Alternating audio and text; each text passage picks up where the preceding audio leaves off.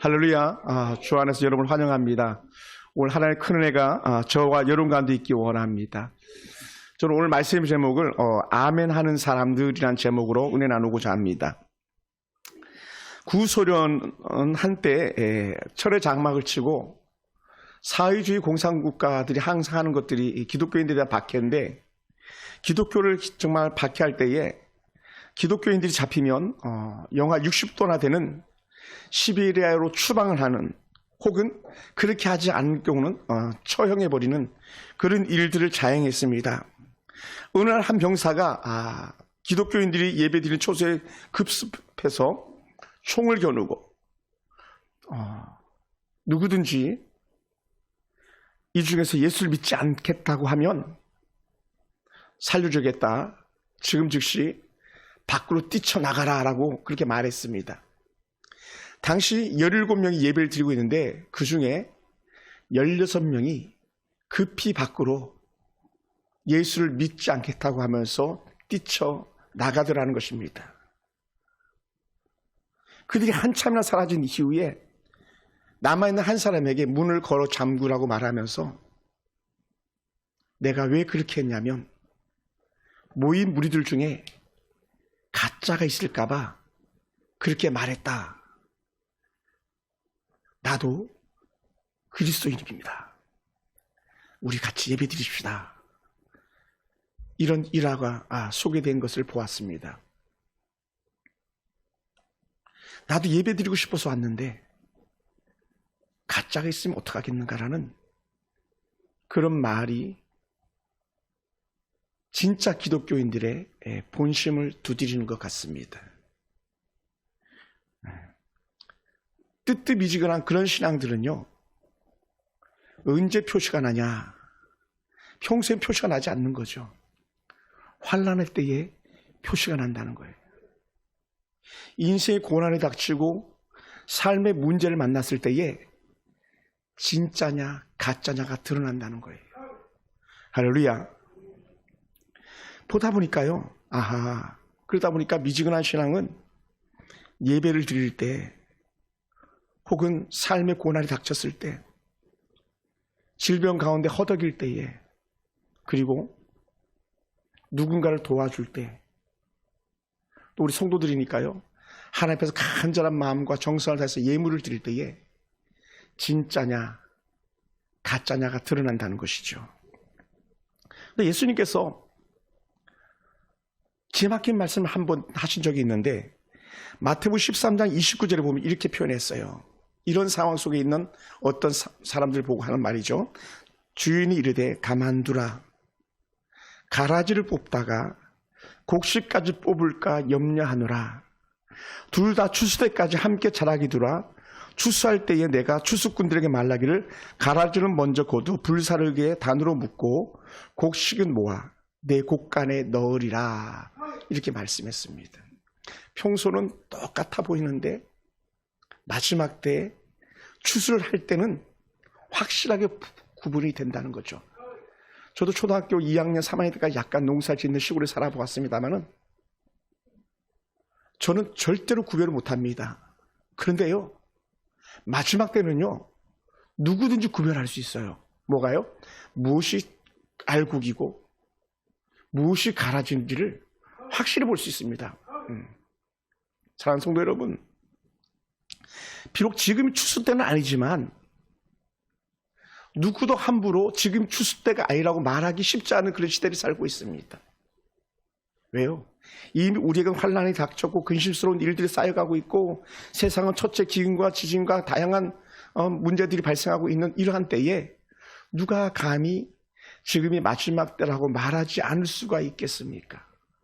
또 이 코로나19라는 질병 때문에 얼마나 많은 사람들이 죽어나갔고, 우리나라만 해도 전체 인구가 5,500만 가까이 된다고 봤을 때에 이제는 거의 100명당 1명씩, 많게는요, 코로나 환자라는, 또 그것을 경험했던 사람들이라는 사실이죠. 그만큼 문제는 나와 영 멀어져 있는 것 같은데 어느 날 확 다가오는 그런 상황을 우리가 맞이할 수 있습니다. 그럴 때 우리는 이렇게 고백했으면 좋겠어요. 나는 살아도 주를 위해서 또 죽어도 주를 위해서. 사도 바울의 담대한 고백처럼 우리가 끝까지 신앙의 모습을 지켜나갈 수 있게 되기를 원합니다. 저는 지난 7주간에 걸쳐서 약 7주간 가까이인데 금요일 저녁마다 요한계시록에 등장하는 7교회에 대해서 계속적으로 설교를 해나왔습니다. 그러다가 마지막 7번째 교회 라우디게아 교회를 직면하면서 사실 이 설교를 1월 7일 금요일 저녁에 하고 싶었는데 하나님께서 미리 앞당겨서 좀 하라고 하신 것 같아요. 왜냐하면 오늘이 마지막 주라서 그것도 주일날 좀 나누고 싶어서.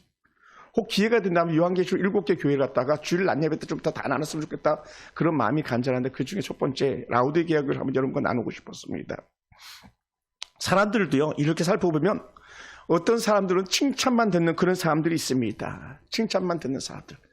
어떻게 보면 좋은 것도 흠잡을 데 없는 그런 사람들이 있어요. 또 반면에 온갖 욕을 다 먹고 사는 칭찬거리라고 찾아볼 수 없는 그런 사람들도 있습니다. 또 어떤 사람들, 거의 뭐 대다수 우리 같은 사람들 텐데 칭찬거리도 있고 혼이 날 만한 거리도 있는 그런 삶을 사는 사람이 있어요. 그런데 만약에 여러분 칭찬만 듣는 사람이라면 그 사람 100점인 거죠. 근데 칭찬도 듣고 또 때로는 혼도 나야 되는 사람들이라면 뭐 꽈락을 면한 그런 수준이 아닐까 생각됩니다. 반면에 털기만 하면 나오는 칭찬거리라고 찾아볼 수 없는 사람이라면 그건 뭐 대학교 학점으로 얘기하면 F학점 과락인 거죠. 교회도 그런 교회들이 있지 않겠습니까? 물론 이 에베소서 교회나 서머나 교회나 라우디아 교회나 빌라델비아 교회나 해서 전체 7교회 중에서 정말 칭찬만 듣는 교회가 있더라고요. 오늘 이 시대에는 칭찬만 듣는 교회가 없을 수 있습니다. 그런데요 요한계시록에서는요 예수님께서 칭찬만 하는 교회가 있더라고요. 2개 교회가 서머나 교회와 빌라델비아 교회가 그랬어요. 그래서 이 교회가 점수를 매겼을 때에 100점 이렇게 100점. 그냥 만약 이니셜로 점수를 준다면 very good 이렇게 줬을 거예요. 아니 퍼펙트한 교회다 이렇게 말하고 싶었을지도 모릅니다. 두 교회는 그랬거든요. 반면에 칭찬도 듣기도 하고 책망도 듣기도 하고 때로는 잘하는 것 같은데 때로는 못하는 것 같고 못하는 것 같은데 좀 해내는 그런 교회가 3개나 됩니다. 그 교회는 에베소 교회와 버가모 교회와 사대 교회입니다. 이런 교회는 잘하다가도 못하고 못하다가도 잘하고 그런 교회예요. 그런데 유감스럽게요. 그런 게 60점 낙제력은 면했겠지만 낙제 교회가 있는데 그 교회가 바로 오늘 본문에 등장하는 라우디게아 교회예요. 시종일관 주의 사자가 나타나서 하시는 말씀이 뭐냐면 계속 책망인 거예요. 계속 책망. 우리 예수님께서 그렇게 하시는 분이 아니시거든요. 사실은요. 예수님의 화법에서는요. 칭찬을 한 다음에 끝을 해서 연약한 걸 갖다가 책망하는데 이 라우디게아는 두고 볼 게 아무것도 없는 거예요. 완전히 썩은 문드러 던진 것 같아요. 그러니까 처음부터 끝까지 계속 책망만 하는 거예요. 책망만 합니다. 그러니 점수로 따지면 낙제인 거죠. 낙제. 여러분 어떤 교회가요? 책망만 듣고 싶은 교회가 있겠고요. 어떤 교회가 칭찬도 듣고 책망도 듣고 싶은 교회가 있겠어요. 이왕이면 다 칭찬 듣고 싶겠죠. 누구든지 그렇지 않겠습니까? 누가 혼이 나고 싶겠습니까? 다 혼나지 않고 칭찬 듣고 싶겠죠. 근데 주님께서는 결산할 때가 되면 칭찬거린 칭찬해주고 책망거린 책망하시는 그런 분이라는 거죠. 그러다 보니까 제가 봤을 때 이 라우디게아 교회는 완전히 스타일 국인 거예요. 라우디게아 교회는 주전 3세기경에 수리아 왕 안티오커스 2세가 자기가 사랑하는 여인 부인의 이름을 따가지고 라우디게아라는 도시를 건설하고 그 도시에 우리가 잘 아는 사람들이 그 도시를 중심으로 교회를 세워가고 점점 자라갔었습니다. 특별히 이 도시는요. 상공업이 아주 발달한 도시고요. 금융업이 발달한 도시예요. 금융업이. 그래서 제일 처음으로 금융업을 시작한 데가 이 라우디게아 지역이라는 거예요. 다른 말로 하면 이거예요. 신용제도. 신용제도를 갖다 제일 먼저 도입한 곳이 바로 이 라우디게아 교회인 거예요. 두아디라 교회가 주화를 제일 먼저 사용한 데 반해서 여기는 신용을 그래서 신용보직이라는 그런 제도를 제일 처음 사용했던 그런 도시입니다. 왜 그랬을까요? 경제가 그만 활성화되어졌다는 것이죠. 그리고는 여기는 낙농업도 발달했습니다. 더더군다나 의약업이 발달했어요. 약품. 안타깝게 우리는 코로나 약을 개발하지 못하고 있잖아요. 그죠? 백신도 개발하지 못하는데. 근데 이 라오디게아 교회는요, 그 지역은요, 정말 의약업이 발달해가지고 사람들이 그쪽으로 몰려드는, 그래서 병이 나면 그쪽으로 몰려드는 그런 지역이 되고 말았습니다. 그러니 모자람이 없는 그런 도시인 거죠. 더더군다나 여러분, 돈이 있으면 반드시 쫓아가는 게 뭐겠습니까? 육체적 쾌락, 육신의 쾌락 아니겠습니까? 그러다 보니까 어떻게 돼요? 삶을 즐기는데, 여러분 즐기는 거 좋아하시잖아요. 그죠? 맛 즐기는 거. 얼마나 좋아합니까? 먹방 대세인 이 시대처럼. 그 시대는 뭐냐면 쾌락, 스포츠 문화가 발달한 거예요. 스포츠 문화는 이퀄 뭡니까? 도박이거든요. 그러다 보니까 당시에 얼마나 어마어마한 그런 경기장을 가지고 있었냐면요. 그 시대에 이미 3만 명이 들어가는 원형 경기장을 가지고 있었습니다. 3만 명. 그 뭐 잠실 메이 스타디움보다는 좀 작겠습니다만은 어마어마한 그 시대로서 최고의 그런 경기장을 가진 그런 도시인 거죠. 그러니 그 경기장을 가졌다는 것 자체가 뭡니까? 그 부를 갖다가 상징하는 것이 되는 겁니다. 보통이 아닌 그런 도시죠. 그런데 이런 도시에 사도 바울이 늘 칭찬하고 격려하는 에바브라라는 사람이 거기다 교회를 세우고 하나님의 복음을 전파하기 시작했습니다.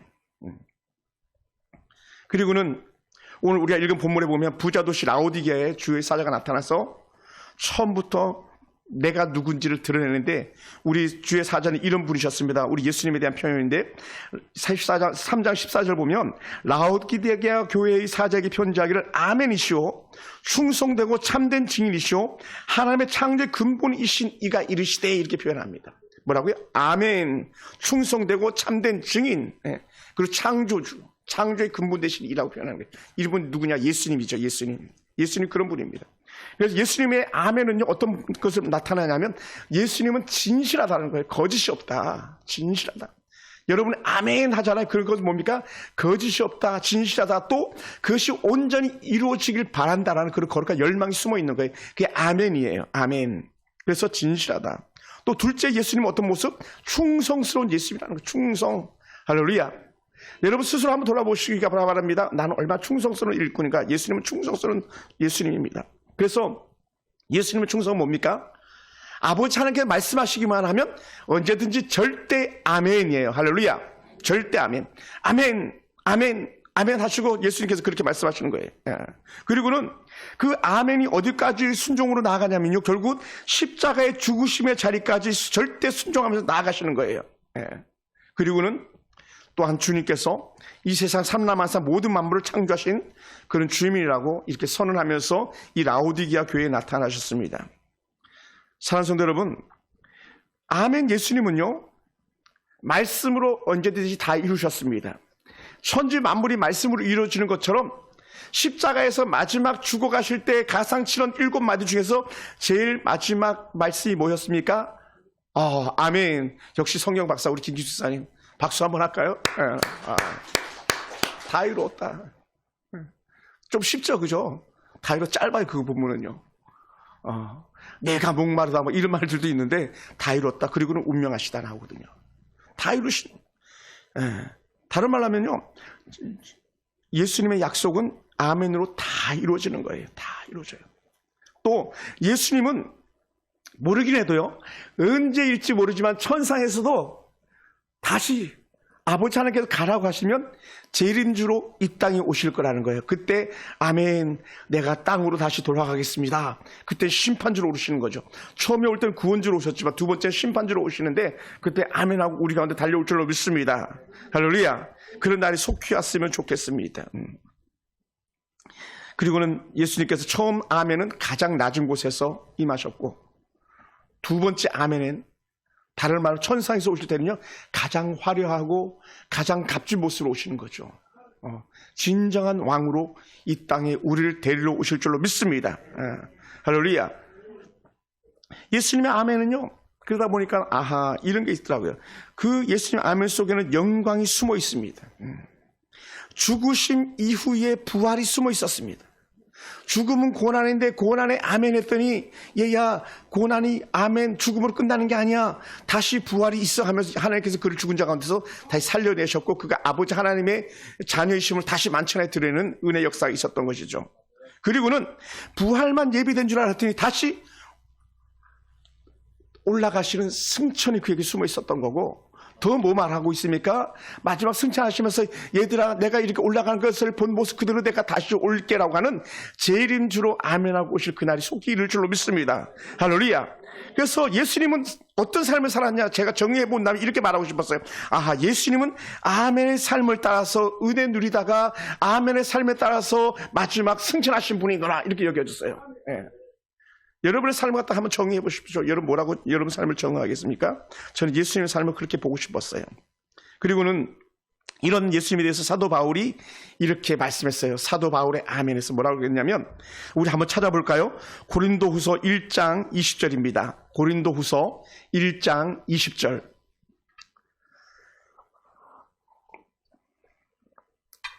고린도후서 1장 20절. 아주 우리가 익숙한 본문이기도 한데 성경 많이 보시는 분들이 익숙해요. 한번 같이 한번 읽어볼까요? 하나님의 약속은 시작. 하나님의 약속은 얼마든지 그리스도 안에서 이해가 되니 그런즉 그로 말미암아 우리가 아멘하여 하나님께 영광을 돌리게 되느니라. 우리 아버지 하나님의 약속은 yes, yes, yes. 다른 말로 이런 거예요. 아멘, 아멘, 아멘 이렇게 되더라는 거예요. 하나님의 말씀은 다 이루어지기 때문에 아멘밖에 없다는 거예요. 그러니까 이 얘기를 하면요, 이 라오디게아 교회 성도들은 또 라오디게아 사람들 금방 알아듣는다는 거예요. 신용. 아멘은 약속이 이루어지는 거거든요. 신용 보증은요, 그 사람 믿는다는 거 아닙니까? 담보물은요, 그 물질에 대해서 가치가 있다는 걸 인정하기 때문에 돈을 빌려주는 거잖아요. 그런 것처럼 이 아멘이 그런 거예요. 이 라오디게아 사람들은 아멘 하면요, 정말 정신이 번쩍 드는 거예요. 그게 이루어지는 건데. 이런 거예요, 쉽게 얘기하면.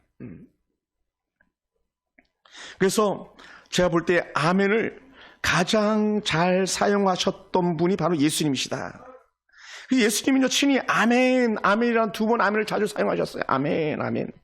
여러분, 우리가 말로 아멘, 아멘 하니까 우리가 잘 몰라 볼 수 있습니다. 근데 원어를 이렇게 보면은요, 아멘이라는 단어가 금방 눈에 확 들어오는데 그게 뭐냐면요, 이런 단어예요. 진실로, 진실로. 할렐루야. 진실로 진실로 제일 쉬운 본문이 하나가 있어요. 요한복음 5장 24절 보면 내가 진실로 진실로 너에게 이르노니 하는 그 진실로 진실로. 뭐라고요? 제가 한번 읽어볼게요. 내가 진실로 진실로 너에게 이르노니 내 말을 듣고 또 나 보내시를 믿는 자는 영생을 얻었고 심판에 이르지 아니하나니 사망에서 생명으로 옮겼느니라. 이게 아멘인 것이 얘들아 너희는 사망에서 생명으로 옮겼어. 심판의 자리에서 영광의 자리로 옮겼어 얘기하는 거예요. 근데 그때 진짜야 진짜야 그걸 믿어야 이렇게 얘기하는 거예요. 그러면서 25절에서도 연하에 또 나오는데요. 거기도 두 번이나 내가 진실로 진실로 강조하고 있습니다. 아멘 아멘 하는 거죠. 사랑스러운 그러다 보니까요, 믿음이 뭐냐 했을 때에 믿음은 아멘에서 출발하는 것이다, 이런 정의를 내리고 싶었어요. 한번 따라해보세요. 믿음은 아멘에서 출발합니다. 하나님의 축복은요, 아멘에서 쏟아지기 시작하는 거예요. 우리 성도가 성도다운 삶을 사는 그 사람들은요, 언제든지 아멘하는 사람이지 입에 반창고 붙이고 사는 사람들이 아니에요. 입 콕 다물고, 물론 죄송해요, 마스크 써서 여러분이 아멘하고 있을 텐데 그게 안 보여요 사실은. 그래서 소리가 들려야 되는데 안 들릴 수 있어요. 근데 콕 하고 또 어떤 겸손한 사람들은 속으로 아멘 아멘 아멘 이런 분들도 계실 수 있어요. 물론 들리든지 들리든지 또 여러분 속으로 말하시든지 어쨌든 아멘 하는 그런 신앙이 바로 믿음에서 나오는 것이라는 거죠. 할렐루야. 예. 사랑하는 성도 여러분, 제가 그 예전에 광명에 사역할 때에 제 흉내를 갖다 박건선이라는 장로님 아들이 잘 냈었어요. 예. 제 아멘을 잘 흉내냈어요. 그래서 아멘이라는 것이 많이 그 번져나간 그런 적이 있었는데, 아멘이 얼마나 중요한지를 여러분 기억하시기 바랍니다. 아멘, 아멘, 아멘. 여러분의 아멘은 어떤 표현일까요? 예. 저희 아내가 그저께 잠을 자는데 아내는 그 꿈을 꾸면서 이렇게 하더라고. 한참을 그렇게 하더라고. 할렐루야, 할렐루야, 할렐루야, 할렐루야. 그래서 이게 그치지가 않는 거예요. 그래서 제가 전화기를 녹음을 했어요. 녹음해가지고 그 다음날 여보 당신 잠꼬대 엄청 하대. 그러니까 무슨 잠꼬대냐고 막 그러는 거예요. 한번 들어봐. 처음에 저는 방언하는 줄 알았어요. 방언. 근데 방언이 아니고 자꾸 들어보니까 내가 그 소리에 깼는데 들어보니까 할렐루야더라고. 할렐루야, 할렐루야, 할렐루야. 이거 참 많이 들어보면 풍월인 것 같아요. 할렐루야. 사랑하는 여러분, 아멘 할 때에 하나님 은혜가 우리한테 쏟아지고 아멘 할 때 하나님의 능력이 오는데 나타난 줄로 믿습니다. 그래서 아멘은요, 우리들의 입에서 떠나지 않는 은혜가 있게 되기 원합니다. 그러다 보니까요, 신앙생활 잘하는 사람들이 가지고 있는 영적 특징이 아멘이 아멘. 여러분 죄송합니다. 연세중앙교회 한번 인터넷 들어가서 보세요. 연세중앙교회 사람들이 얼마나 아멘을 크게 하는지 몰라요. 또 두 번째, 기도원 가보세요. 기도는요, 조금만 말만 하면 아멘, 아멘, 아멘 하는 거예요. 그러면 질문, 연세중앙교회 성도들이 믿음이 좋은 사람들이겠습니까? 아니겠습니까? 믿음이 좋은 사람들인 거죠, 사실은. 말씀에 아멘, 아멘 하는 거예요. 기도원은요, 살겠다고 올라가는 사람들이 기도원 가는 거 아니겠습니까? 그게 얼마나 믿음이 좋아서 기도원 가겠습니까? 그 사람들이 말씀만 떨어지면 아멘, 아멘, 아멘 하는 거예요. 의정부 강명교회에 제가 사역할 때 그 교회도 그래요. 조금만 설교하면 아멘, 아멘, 아멘. 우리 서울풍산교회 성도들은 아멘. 여자여 내 입이 복되도다. 딸들에게 복이 있을지어다. 정말이에요, 여러분.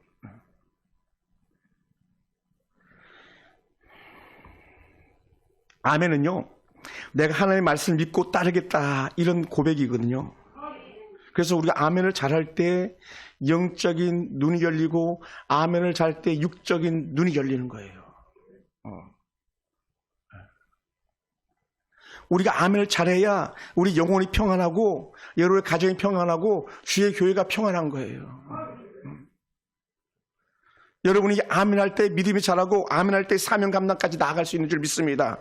할렐루야. 야, 그러다 보니까 구약에는요, 아멘 한 번 하지 않아서 두 번 아멘이 있어요. 아멘, 아멘. 그러니까 예수님께서 그냥 진실로 아멘, 아멘 하신 게 아니라 모델이 있는 거예요, 모델. 한번 그런가 찾아볼까요? 이스라엘 백성들이 포로기에서 돌아와가지고 막 거룩한 성전을 짓고, 물론 형편없는 그런 성전입니다. 솔로몬 성전과 비교 안 되는 형편없는 성전을 지었지만 그들이 그런 은혜 가운데서 여호와의 말씀을 보면서 막 감격이 일어나는 거예요. 감격이 일어나는 겁니다. 그 포로에서 돌아온 백성들이 감격해가지고 말씀을 들을 때마다 아멘, 아멘 하는 거예요. 한번 찾아봅시다. 구약 느헤미야 8장 5절과 6절입니다. 느헤미야서 8장 5절과 6절. 에스라, 느헤미야, 에스더 이렇게 나갑니다. 느헤미야 8장.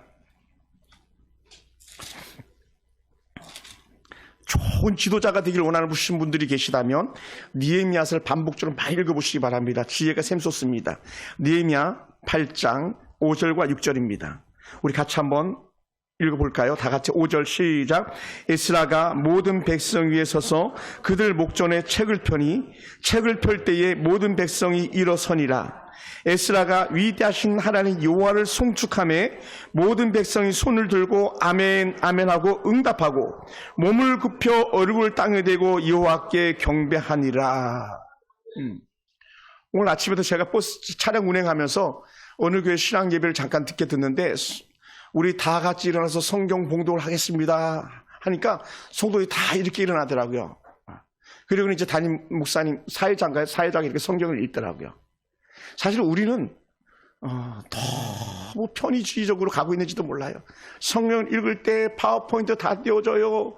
찾으려고 시간 넉넉하게 줘요. 안 읽어도 뭐 티도 안 나요. 그런데 이 구약의 학사 에스라가 책을 읽겠다고 하니까요, 사람들이 다 벌떡 일어나는 거예요.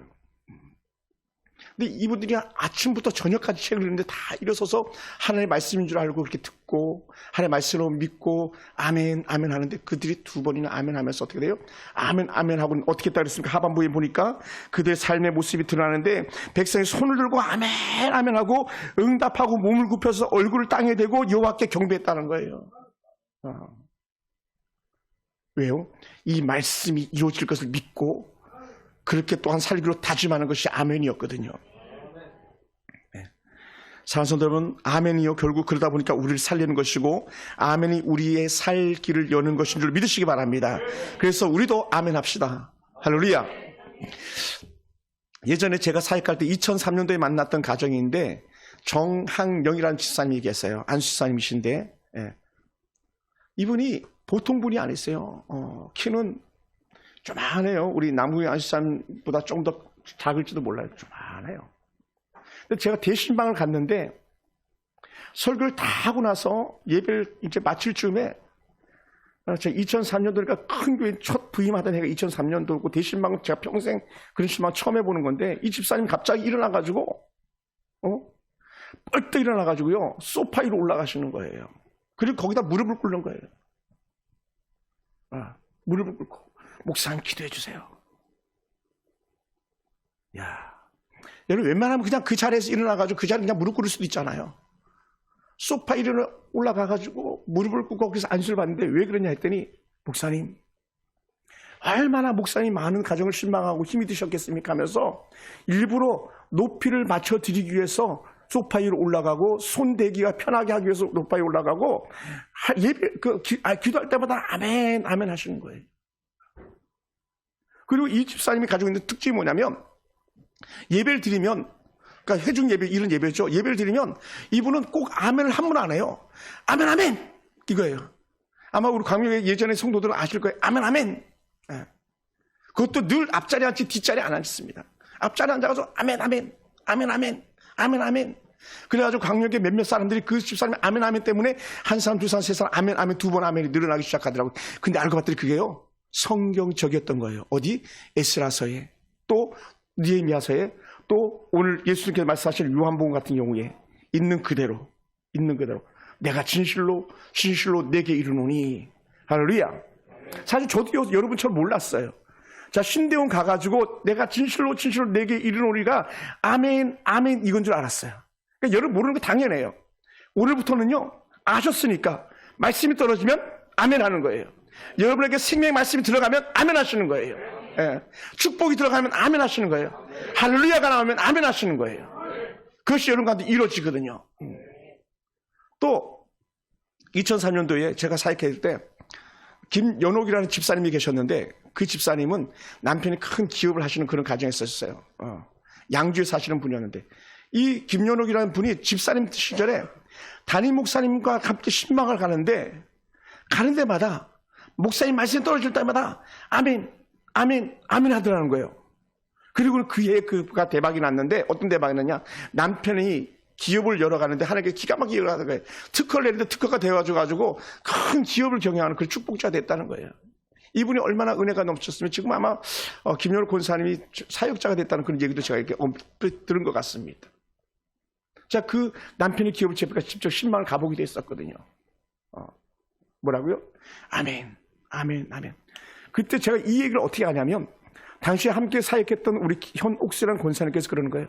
목사님, 저 권사가 아멘 받아먹고 복받은 가정이라고 이런 얘기를 했어요. 찌질하게 가정했는데 정말 가난하게 살았던데 그 대신방 때 아멘 아멘 뼈는 하나님께서 인생을 바꿔주더라고.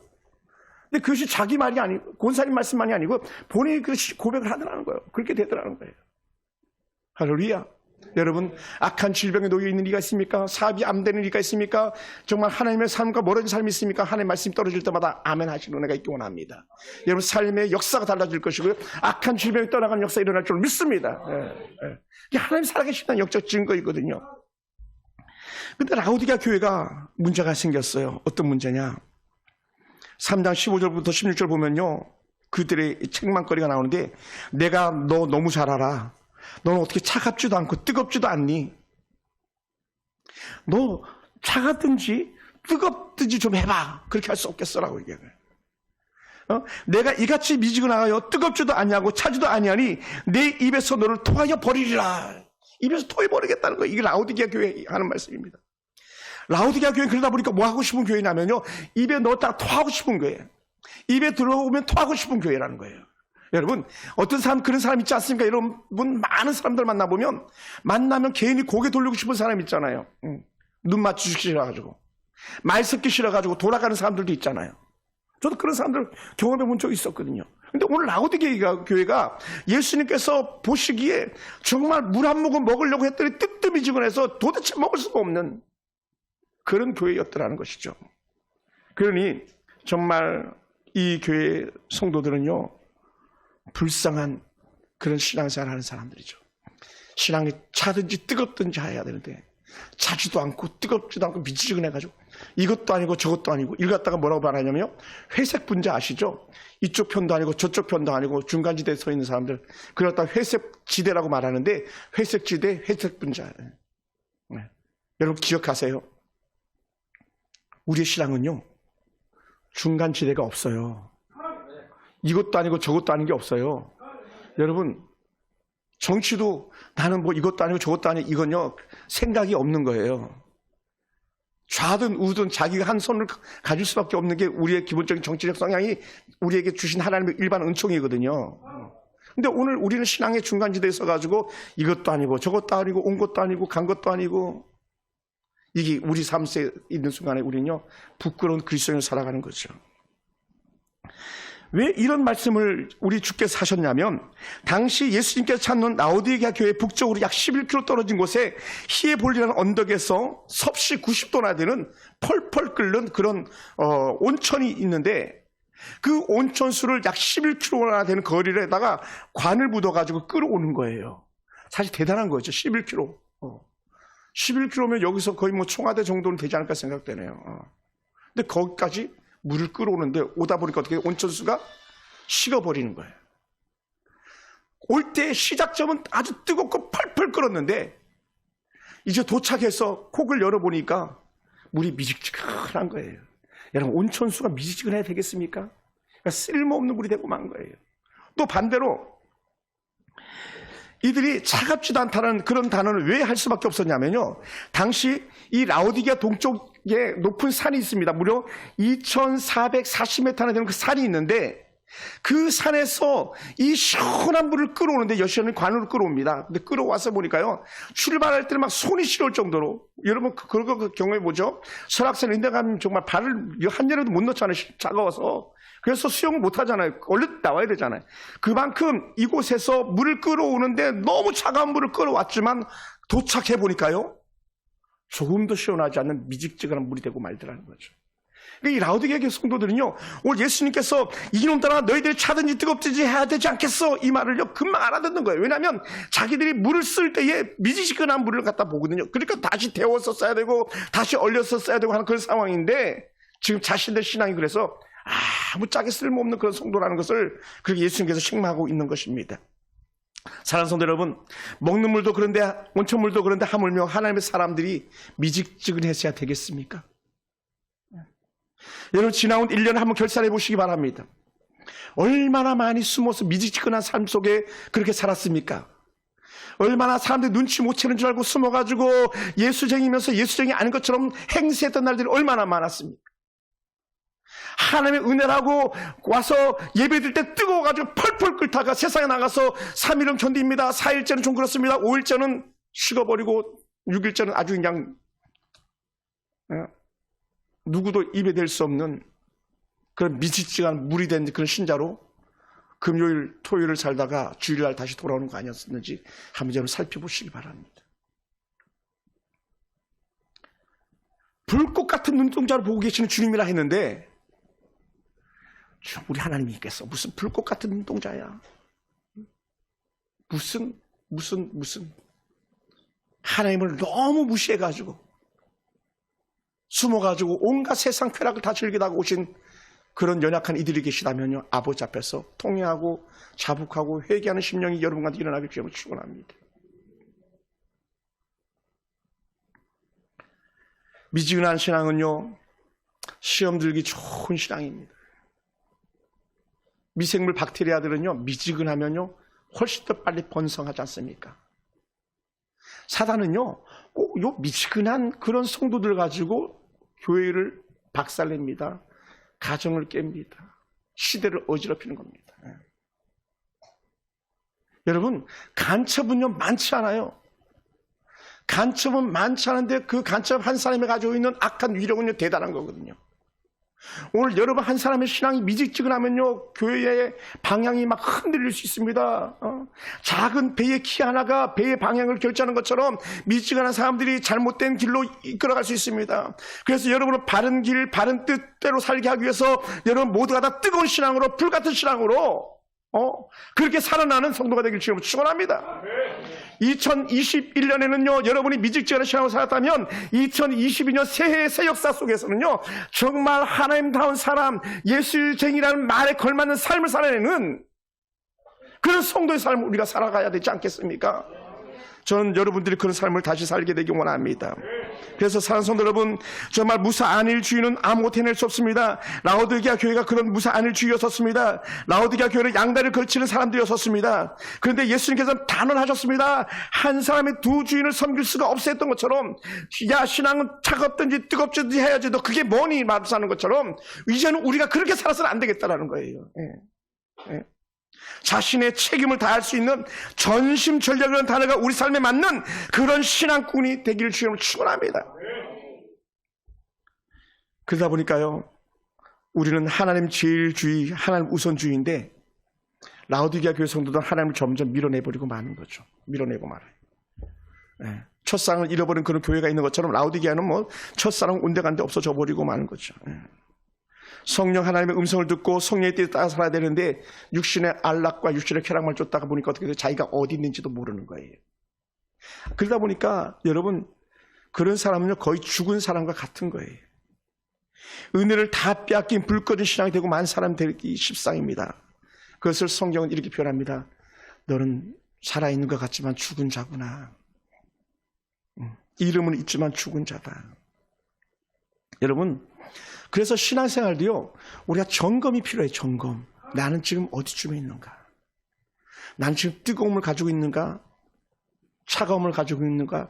아니 이것도 저것도 아닌 중간에 있는가? 그래서 누구도 하나님이 볼 때 예수쟁이라는 말을 갖다가 들을 수 없는 그런 사람을 살고 있지 않은가 한번 가만히 돌아보시기 바랍니다.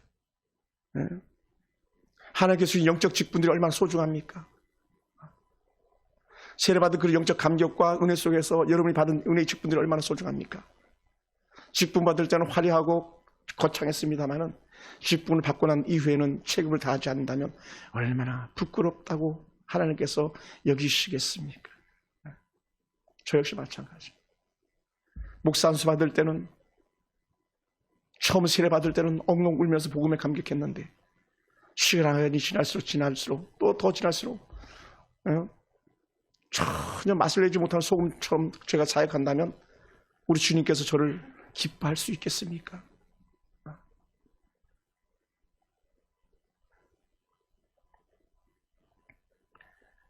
미지근한 신앙의 삶은 마귀가 틈을 타고 결국은 하나님을 저버리고 배역하는 그런 자가 되지 않겠습니까?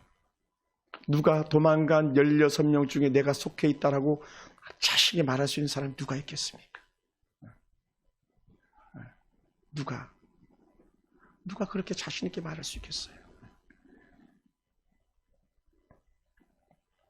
여러분의 믿음은 뜨겁습니까? 차갑습니까? 미진합니까? 여러분의 아멘은 아멘입니까? 노멘입니까? 여러분의 할렐루야는 할렐루야입니까? 놀렐루야입니까? 우리가 어떻게 해야 되겠습니까? 라오디게아 교회는요 정말 많이 가졌거든요. 육신적으로도 배불렀습니다. 부자 두시 중에 가장 큰 부자들이었었습니다. 그러나 그들은요 반대 곡선을 꺾었는데 재물은 많고 삶은 부유했지만 그들의 신앙은 바닥을 내리꽂는 절대 가난뱅이였다는 거예요. 그들의 옷은요 가장 화려한 옷을 걸쳤습니다. 어제도 뉴스에 나오는 어떤 기사처럼 명품을 사기 위해서 개구멍을 찾는, 1,000만 원 들고 개구멍 찾아가는 명품 하나 사려고 하는 몸부림치는 사람들이 있었다면 그게 라오디게아 교회 사람들이 아니었을까 생각됩니다. 옷 하나에 몇 천만 원짜리 있는 거 아세요? 옷 양복 한 벌이 4천만 원짜리가 있다는 거 저 깜짝 놀랐습니다. 근데 뭐 4천만 원 양복 아무것도 아닌 거죠. 돈 많은 사람들은 뭐 4천만 원이 돈입니까? 유채석 한 편만 찍으면 4천만 원인데 5천만 원, 6천만 원 갈 텐데 라오디게아 교회 사람들이 그랬다는 거예요. 그러니 그런 사람들에 대한 책망이 뭡니까? 가난하고 눈이 멀었고 옷 한 벌도 걸치지 않은 벌거숭이라는 진단을 내리고 말아요. 더 큰 문제는 자기들이 지금 무슨 병에 걸렸는지조차도 모른다는 것입니다. 그래서 예수님께서는 후에 말씀합니다. 안약을 사서 눈에 발라 보게 하라. 왜냐하면 거기에 안약이 최고로 발달한 데가 이 라오디게아 교회가 있는 그 지역이었거든요. 자기들은 남들 보라고 안약을 만들어서 팔면서 정작 자기들을 못 보는 거예요. 그러니 예수님께서 얘들아 너희 안약을 사서 너네 말로 좀 볼 수 없겠니? 그것을 17절에 말씀하고 있습니다. 우리 17절 말씀 한번 보겠습니다. 요한계시록 3장 17절 내가 말하기를 다 같이 천천히 보겠습니다. 시작. 내가 말하기를 나는 부자라 부유하여 부족한 것이 없다고 하나 내 곤고한 것과 가련한 것과 가난한 것과 눈먼 것과 벌거벗은 것을 알지 못하는도다. 할렐루야. 나는 부자야. 나는 부족한 것이 없어. 너는 너의 공고한 것과 가련한 것, 가난한 것과 눈먼 것과 벌거벗은 것을 알지 못하는구나. 그러나 자기를 아는 게 그만큼 중요한. 그래서 제가 뭐라고요? 중간 점검이 필요합니다. 그랬어요. 여러분 가정 중간 점검, 우리 인생 중간 점검 필요합니다. 그런 의미에서 하나님께서는 날, 해를 주셨는지도 몰라요. 하루를 맞출 때 중간 점검하라고. 하늘을 맞출 때 중간 점검하라고. 오늘 우리가 점검하지 않으면요, 내년은요, 또 어수선해질 거예요. 또 여전히 세상 사람들처럼 똑같이 살아갈 겁니다. 여러분, 오늘 우리에게 점검이 필요합니다. 라오디게아 교회는요, 죄송스럽지만 주님이 자랑 삼을 만한 사람이 없었어요. 다른 말로 하면 좋은 모델이 없었어요. 서머나 교회는요, 폴리갑이라는 교부가 있었어요. 나는 그를 배반할 수가 없어. 그러면서 기꺼이 화형대에 제물이 돼서 타올라 버렸던 폴리갑이 있었습니다. 또 버가모 교회는요, 안디바라는 사람이 있었는데 그분은 예수님을 굳게 잡았다고 말합니다. 당시 황제 숭배가 만연할 때에 나는 죽어도 주님을 배신할 수 없습니다 라고 하니까 당시 황제 시저가 화가 나가지고 저놈을 어서 저 노새 가마에다 집어넣어라. 그 당시 황수문야로 만든 노새 가마가 있었는데 거기에 이 안디바를 집어넣어버리고 그냥 불태워 죽여버린 거예요. 삶아 죽였는지 튀겨 죽였는지 모르겠습니다만.